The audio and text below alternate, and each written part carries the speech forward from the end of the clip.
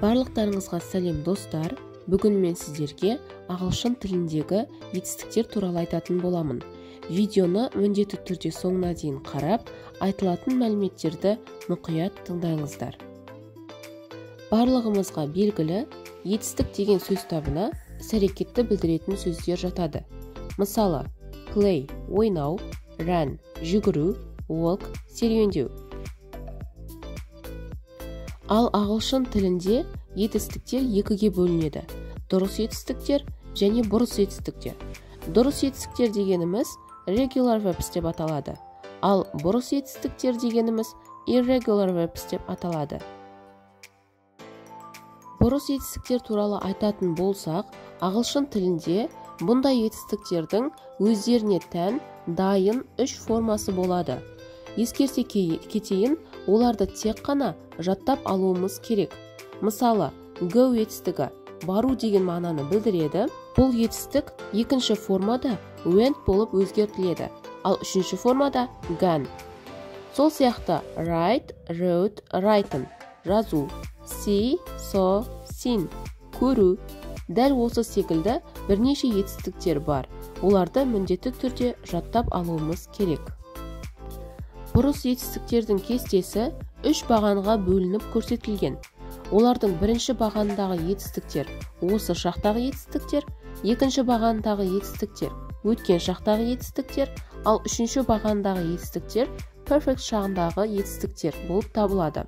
Сондықтан да шақ формаларын міндетті түрде білуіміз керек. Мұнда мысал қалдырдым.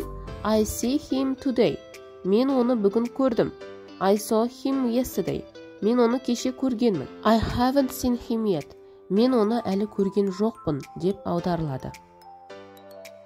Ал енді дұрыс етістіктер туралы айтатын болсам, яғни regular verbs, олардың дайын екінші немесе үшінші формалары болмайды.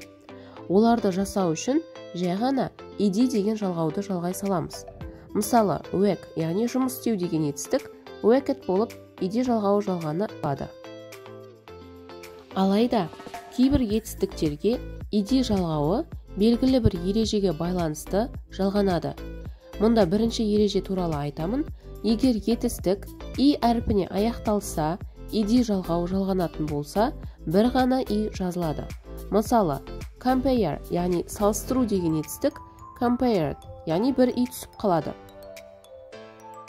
Ал енді екінші ереже туралы айтамын. Егер етістік y әрпіне аяқталса, ed жалғауы жалғанатын болса, y әрпі I әрпіне өзгеріп кетеді. Мысалы, dry, яғни кептіру деген етістік dried, яғни y әрпі I әрпіне айналып кетті. Ал енді соңғы үшінші ереже туралы айтамын. Егер бір буынды етістіктің соңында дауысты және оған қосылған дауыссыз әріп келсе, дауыссыз әріп екі рет жазылады. Мысалы, stop, яғни бір буынды және де дауысты және дауыссыз әріпке аяқталып тұр. Сондықтан да мұнда p әріпі екі рет жазылады, яғни stopped, тоқтау деген етістік.